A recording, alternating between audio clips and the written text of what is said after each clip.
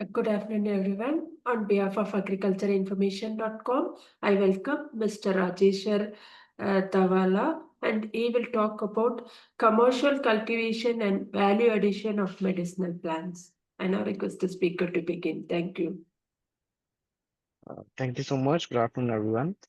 So Yeah. today I'm here to speak on commercial cultivation and value addition with maps. So what are the opportunities in the landscape, what the practices and pathways are, especially with respect to the farmers and agripreneurs who are looking to start a business in this sector. Um, my name is Rajeshwar Dhavala, and I'm the CEO and co-founder at Konkuwan Herbs, where we are commercially engaged into this cultivation in this sector. I'm not able to, yeah. So a little bit about me. So I've been in the sector for past 10 years, and we started a company back in 2018 after witnessing what are the different challenges that the farmers in the region and especially in India, also the deep pockets of India face. So we realized that MAP brings a great potential of cultivation, and it is a growing sector. So since then, we have been working with around 2,500 farmers across India into bridging this traditional wisdom and also meeting the market demands.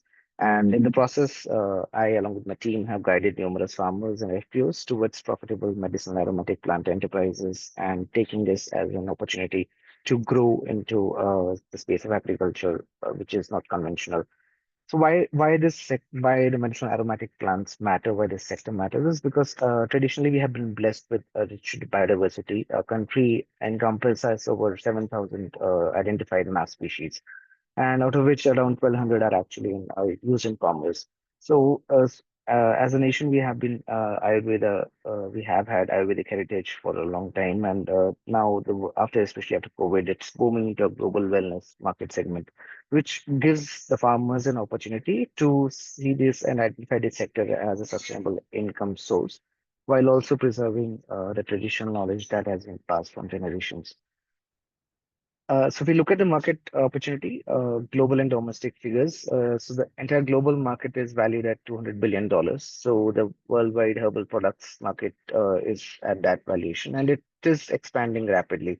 Out of which India currently holds just 3% share in the supply, and so given different agricultural, landscape, we have a great room for growth in this sector. And like I shared earlier, we have around 7,000 mass species identified. So it's time we tap that opportunity and help the farmers. What are the key growth drivers here is one is obviously the rising health awareness, especially like after the pandemic, people have seeking natural preventive healthcare solutions. The government push has also been there through Ayush momentum, out of which many boards and funding is also being provided into this. Then there's also clean label revolution, which is happening. All the consumers are now aware of what the ingredients and the clean labels are. So simultaneously, the brands are also identifying that and shifting their products on the marketscape to to match this demand. And we also have a huge export potential where the government is also helping in exporting it to different countries, which we'll talk about in later. Speaking about policy and institutional support in this sector, there are major support schemes from the MAP sector which are in place. We talked about Ayush Mission, which is there, which promotes cultivation research and quality standards for medicinal plants.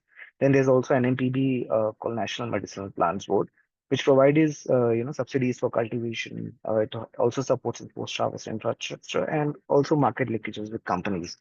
Then the PM, FME, and MSME schemes support in establishment of micro enterprises. There's processing unit, food processing unit, which can be availed through these schemes at subsidized rates. And then also value addition can be a big scope where the government under these programs actually help upcoming entrepreneurs and also farmers and FPOs to take this up and scale further. Then there's NABARD and ODUP, One District, One Product scheme also, which provides financial assistance at district level for these initiatives. If you look at the value chain pathway, so it starts at the farmer cultivation level. So a lot of the medicinal aromatic plant space is also occupied by cultivation collection from the wild. So uh, the aspect of cultivation is now increasing because it helps in the standardization of the final raw materials. So there are many seeds, many varieties being developed which can be brought into cultivation, thereby also reducing the load on the environment. So, which is a good win-win situation because in these cases, farmers are helped into adopting new cultivation practices out of which they can gain some sustainable income.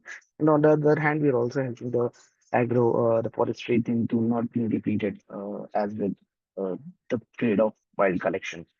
So once we get this into cultivation, the ideal prospect is to get into form FPO clusters because if a large volume of material goes in a certain area, it provides the farmers at FPOs to have a good leverage and bargaining power.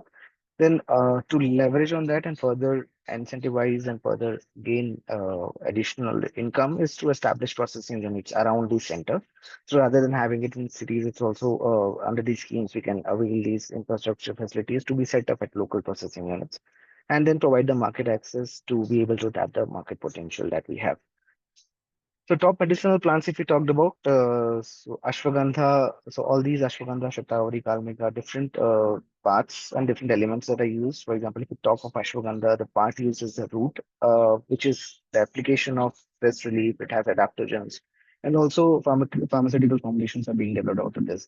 And in terms of market, there's a strong domestic and export demand, especially the US and the Europe, where this the botanical form of ashwagandha, the methanoids are being inculcated into capsules, powders, and so that the bioavailability is more. And there are many research applications also going around these uh, root parts materials. Next is Shatavari, which also has a good demand in the market, both domestic and the global market. Also, again, part used here is root, for which the applications is into the women's health and reproductive wellness segment. And it has been, there are many clinical studies going on around the world of the benefit of this medicinal plant for such aspects and such issues. The market is also growing in Ayurvedic and herbal supplement industries for the same after these the research has come forward. And then there's Kalmeg, which has also been traditionally taken from the wild in India, and it has also now brought it to cultivation. The whole plant is cut and it's used as a whole for boosting immunity, liver tonic, and also fever management. Now, because of this natural demand, the pharmaceuticals and wellness sector are also getting these ingredients into their formulations. Similarly, with giloy and high curcumin turmeric, turmeric is also taken up a huge center stage after in the recent years. So the premium varieties are being grown, and there's a huge demand and global recognition of this root as a superfood ingredient for many issues like arthritis, bone health, etc. Then the top aromatic plants in demand that we have is lemongrass, which has grown widely now across India now, and it has a good potential for good income for farmers. The part here used is for essential oils, which is distilled, and also the leaves, which are cut and dried and used in teas. The advantage here is it's a low cost input crop and multiple harvests in a year the farmer can get. So it can be grown widely across barren lands where there's little water and depending on rainfall, also in many areas which are high in heat and humidity, so that the oil development is more. So it's a good hardy crop with not many diseases and pests, not much aftercare also. Similarly with citronella, it's used in the perfume and industry, mosquito repellent industry. So all the mosquito repellent drops and liquids that we have citronella as a main compound, and it has a consistent demand in the personal care sector as well. Then we have Palmarosa, which has again a good yield and is high value cosmetic ingredient, and also used in skincare formulation. And the oil which is extracted from this crop is of premium pricing, and it's used now. Demand is widely there. Similarly, there are other crops like vetiver, which is khas, which has good property in terms of also controlling soil erosion, and it's used in traditionally also in India and also now in the perfume industry, also known for its cooling properties and a good base note in perfume sector. Then we have patchouli and geranium, which are suitable for the hill regions and also patchouli for especially humid tropics. And these also, the oils of these crops have a good demand and fetch good prices if a farmer is growing it. Now, if we speak about the crop zone suitability across India, like I was sharing earlier, that India is blessed with the different type of climatic zones across the region. So we have a huge variety of scope of growing these crops. So if you talk about, let's say, the dry land zone, which is Rajasthan, states of Rajasthan, MP, and Gujarat. There are many farmers growing ashwagandha, isabgol, then there's sapid musli. There's also huge scope for other farmers to adopt these practices. It typically grows well in low rainfall and sandy loam soils.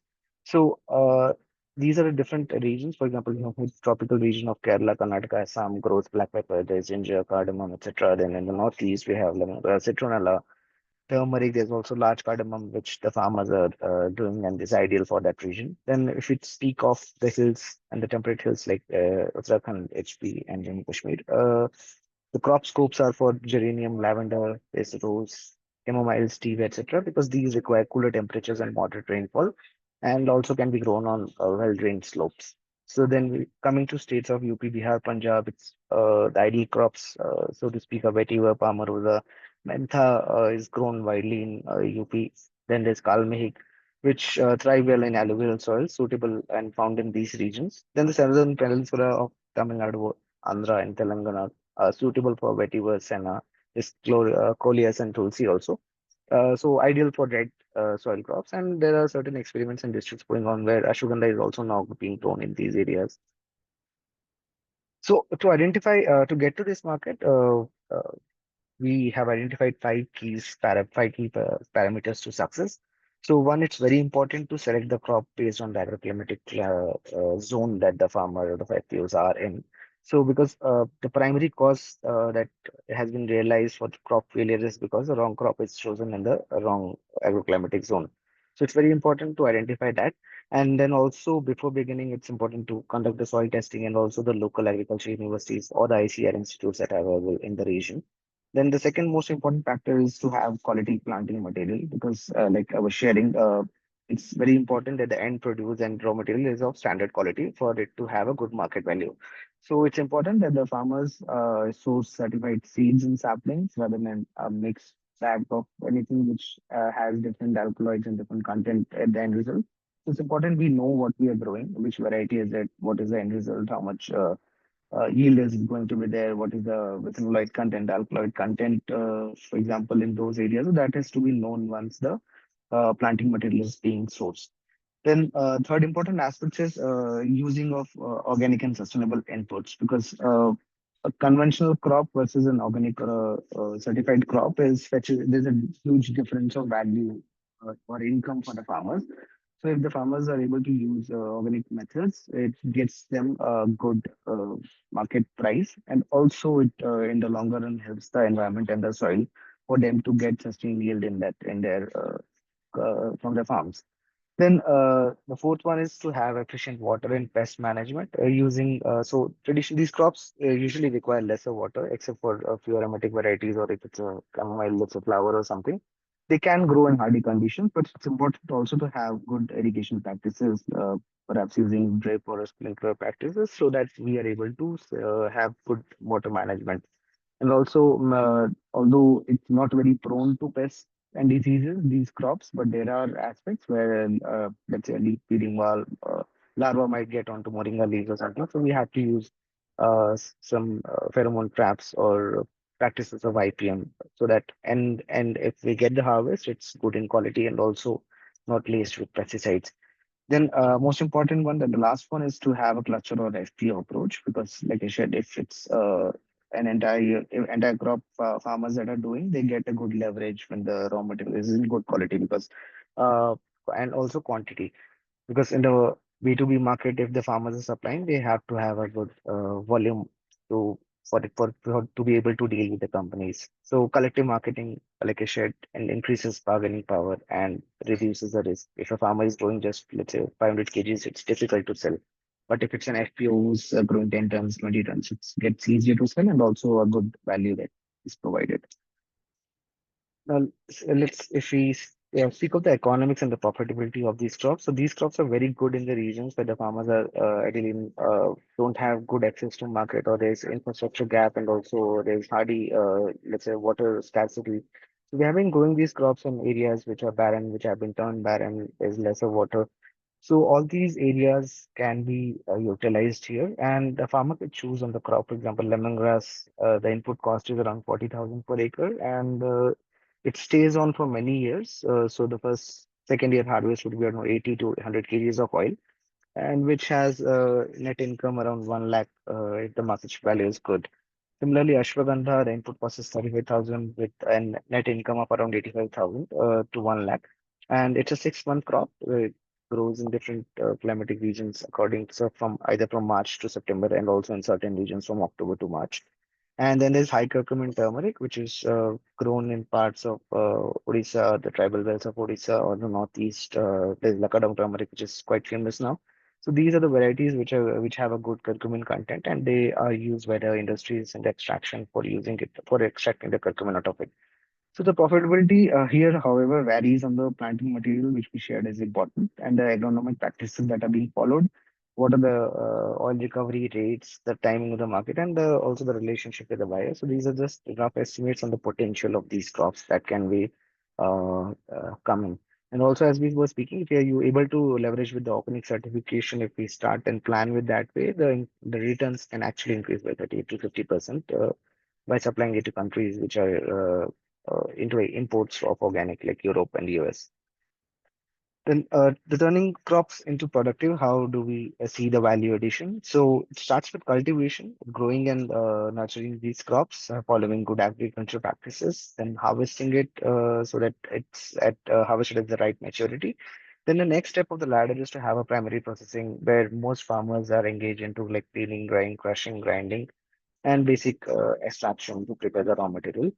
This fetches the basic value because it's just at the primary processing level. If we are able to get to the level of secondary processing, where the further refinement and formulations are finished, and so for example, oils are extracted out of lemongrass rather than selling lemongrass slips or cuts, then out of turmeric we can have curcumin extracted rather than selling it as fingers or for powder. So once we add secondary processing, it increases the value of the raw material. For example, to give a point, if we are selling turmeric fingers, the average market price would be around 150, 140 for double polished in rupees per kg. But if similarly, if curcumin is extracted out of it, it fetches somewhere around 5,000 per kg of the process. So the secondary processing involves bit of technicality and also setting up the infrastructure, but it also gives better rewards and returns in the future.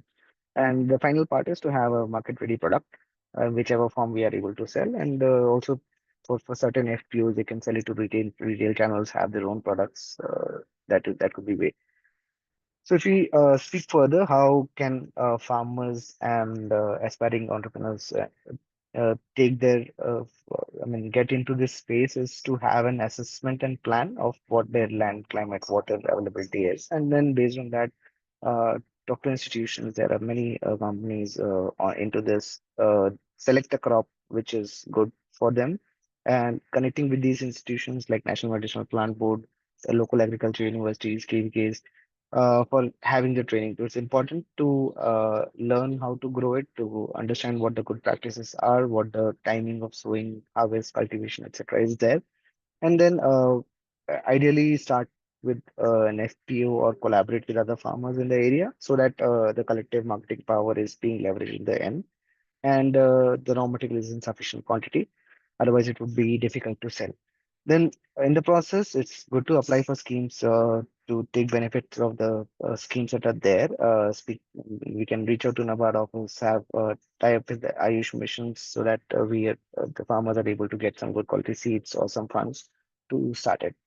And then in the end would be to start small and scale smart. So it's like always begin with pilot cultivation, not go with beyond, let's say, 5 acres if you're an individual farmer.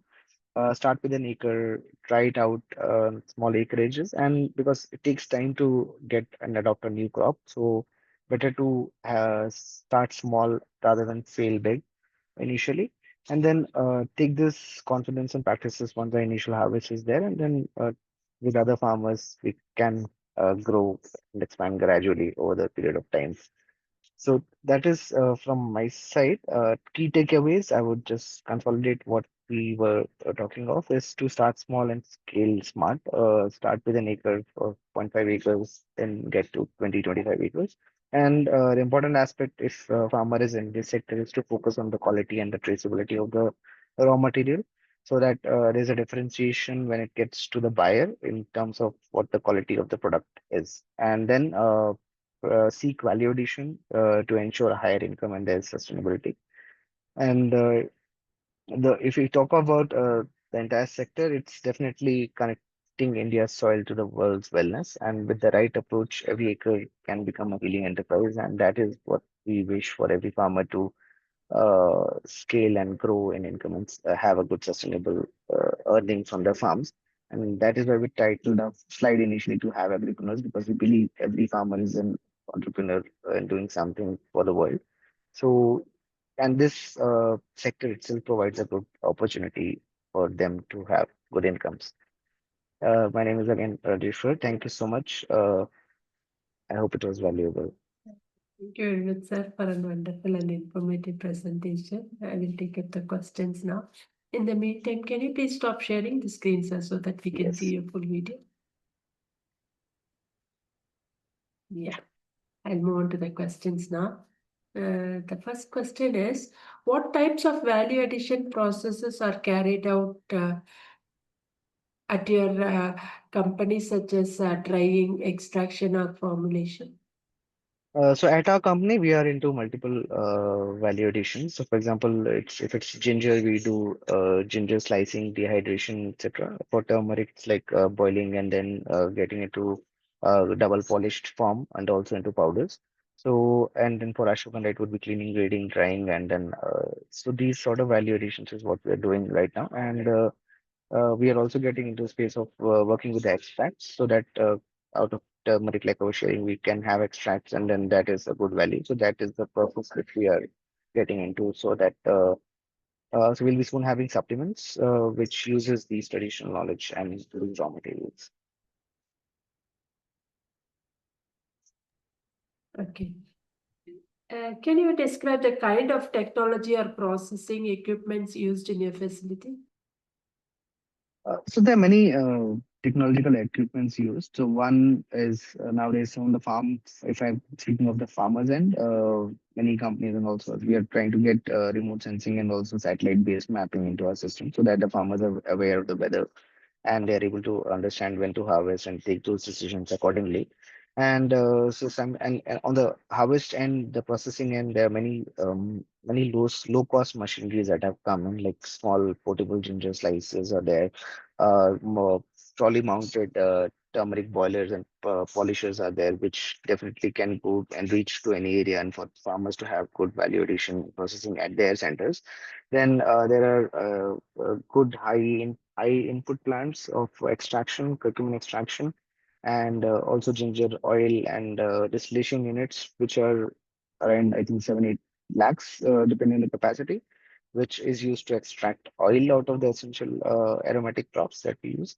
So there are many different kind of machineries and technologies coming into picture, and also the good part is they're becoming more affordable and more decentralized these days.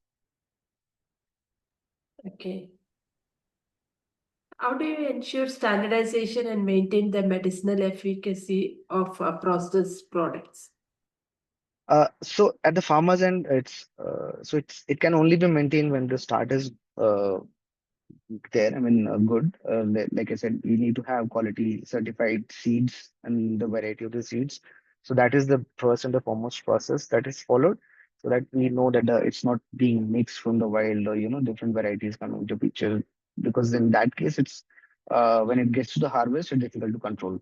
So the first control starts at the cultivation level in terms of having the seeds and the saplings of a particular variety, and then when it's getting, so we are supplying it to extractors who are doing the extraction at their facilities now, and they have their own standardization parameters. So there's different levels of standardization, so to speak. So not all extracts are standardized, but it's a process that many companies are now taking up. Okay. How do you connect farmers to markets or industries for selling raw or processed medicinal plant materials? So our model at Konkuwan is it's an end-to-end support where we work with farmers. It's very similar to what agriculture information is doing. We do it in different areas which are more remote and more tribal prone. So So what we do is we provide end-to-end support to the farmers from seeds to training and a buyback guarantee. And then we also other help other FPOs and NGOs to reach out to these buyers and have certifications which get them a better value from what they're currently getting. Okay. What business model works best? Direct farming, contract farming, or cooperative based approaches? It depends at what level is it. I mean, and also, so if it's ideally if it's a business that someone needs to start, I would in my opinion, it would be contract farming, where it is for the benefit of the farmers as well. We have seen contract farming models where the farmers are usually, sometimes also exploited. But here, when we speak of contract farming, it's like supporting the farmers in terms of providing them everything from and support to the market support, cultivation to the market. So that is a good start if it's a business. But ultimately, when we get to scaling, there definitely has to be cooperatives and FPOs who have to come into the picture for them to grow a particular kind in a particular area. And so all these crops basically also work on raw material end. So if I'm just selling 100 kg, it doesn't help anyone. So it's always good to look at the volumes that are being traded. So in the presentation, we were seeing that we just supply 3% of the world demand.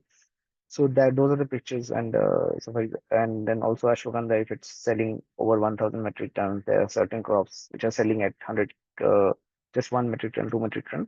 So based on that demand, the cultivation needs to happen both with the FPOs and also in the contract farm. Okay. What are the biggest challenges faced by farmers or entrepreneurs in commercializing medicinal plants?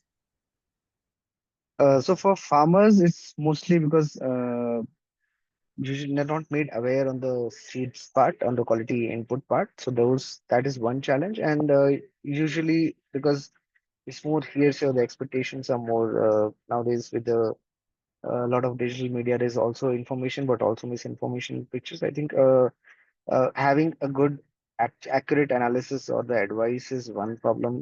The reach to that is still not there. And the second is once even if the farmer grows, they don't know where to sell it or how the market operates. So those are the challenges that farmers at the farming level we see that the farmers face. Even if they grow, anybody would to come and say any price and they have no option but to sell it at that price. So that thing is at the farmer's end. And for companies getting into this sector, I think it's having uh, one first and foremost is to have a good farmer base so that the quality and the consistency of raw material supply is there because this sector is still very fragmented and lot many middlemen traders, everybody is there at every level. So a lot of adulteration happens because of that. So although there is a scope, but it's also difficult to enter into a supply chain and make it at a level where the supply is consistent and meeting the demand of the buyers as well. So that is one challenge that companies face. Okay. How do you see the domestic and export potential for Indian medicinal plants evolving? Uh, so like I said, it has a great potential. India already supplies more than 90% of turmeric to the Europe and other crops like Safed Musli and in superfoods, chichia, if we talk of medicinal plant like moringa. So India is already growing in terms of volume as well in terms of exports and local demand as well. So there's a definite positive uptick, especially after the pandemic in this sector. And with new researches and new crops coming about the old crops as well, the market has the demand has been rising. There's, in my experience, no crop which has lost its demand. Okay. How important are certifications such as Ayush, organic, or fair trade for medicinal plant products? It's very important at the market level, so to speak.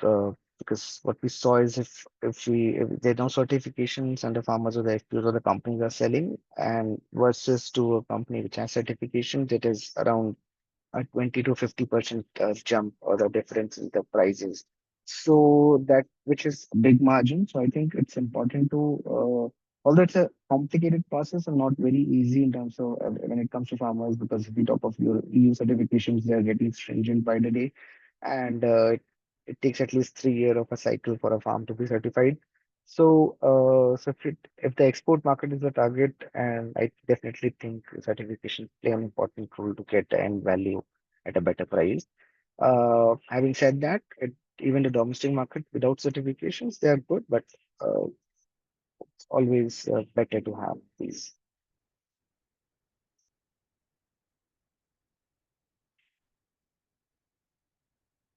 Okay, I'll take up the next question, sir.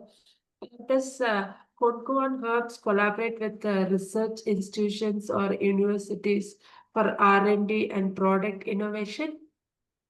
Uh, yes, we do. I mean, in fact, our very early when we got into chia cultivation back in 2020, we collaborated with CFTRI for some seeds. We also sometimes reach out to institutions like CMAPS, etc., for their seed varieties to be grown in our areas and to have a good replication of that.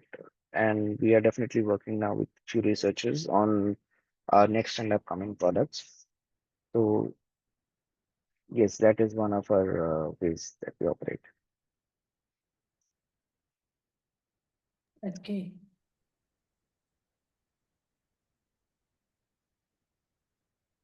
What steps can farmers take to ensure their produce meets quality standards required by buyers?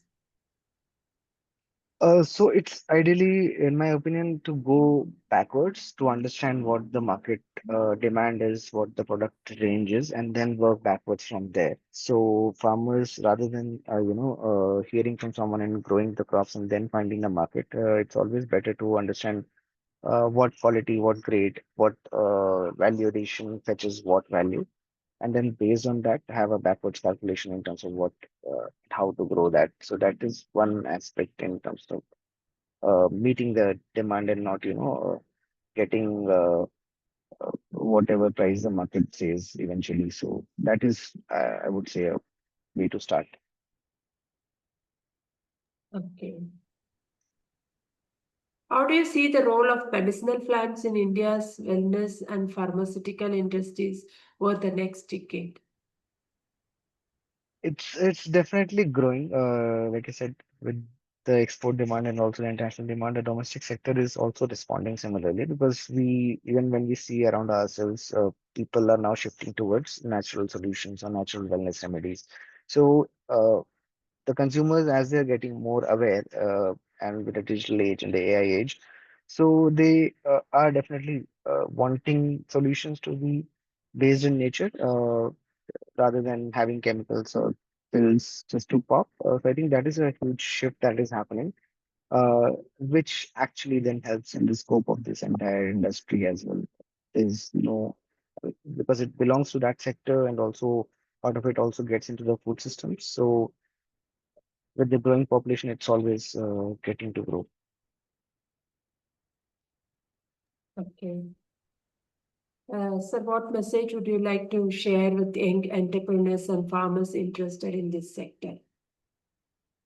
So my understanding, I mean, in my experience, when we were starting and exploring different models that farmers can adopt, around 2016, 15, we tried out different things, and also before that, we were working with farmers on horticulture crops and commercial cash crops, etc., with some NGOs. So what we realized is it's difficult. Although it looks lucrative growing a horticulture crop or a vegetable cash crops, the money is also good, but it involves high risk and high inputs, and it's not a very resource optimized cultivation. And for example, if a farmer grows tomato and we compare 1 acre of tomato to 1 acre of a medicinal plant, the potentials are very different. But having said that, the risk of managing a 1 acre tomato plant is very high, and the market prices we often see, farmers throwing onions and tomatoes on the road. So that is because the market is so volatile, and being fresh, the farmer are usually left with no choice but to sell whatever prices the market offers. So there, the medicinal plants and this entire sector, medicinal aromatic sector, plays a vital role in solving these problems, because here we are talking of even though if there's no infrastructure, farmers can store their produce, dry their produce, and it doesn't spoil over time, and also it requires lesser resources, lesser water, lesser pesticides. So all these factors included, and uh, because being from the wild, these crops have been brought into cultivation. There's also hardy and grow in good lesser risk, I would say, compared to a cash crop or a horticulture crop. So it's a good opportunity for farmers to get into this, and maybe also diversification of their crops. Most when we see the farmers are either only growing wheat or paddy or sugarcane only. So this also gives them a good diversification option. They can try out 1 acre or zero point 0.5 acres and just have good sustainable income from that without burdening the resources that they already have. That is the biggest, I would say, learning from this. Okay, thank you very much, sir. We have now completed the round of questions on behalf of agricultureinformation.com. We like to thank Mr. Rajeshwar Dhavala for the talk and for answering the questions. This meeting will now be closed. Thank you so much. You're most welcome, sir.